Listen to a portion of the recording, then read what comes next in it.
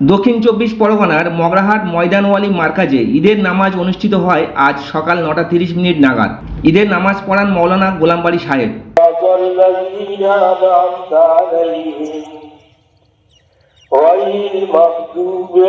মগরাহাট মার্কাজের ইমাম সাহেব খুতবা পড়ান।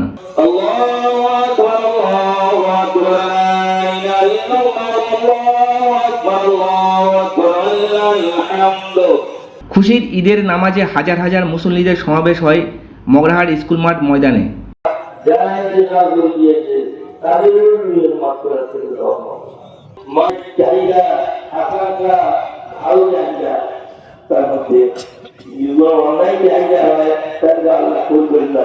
নামাজ শেষে বাড়ির দিকে রওনা দিচ্ছেন মুসল্লিরা।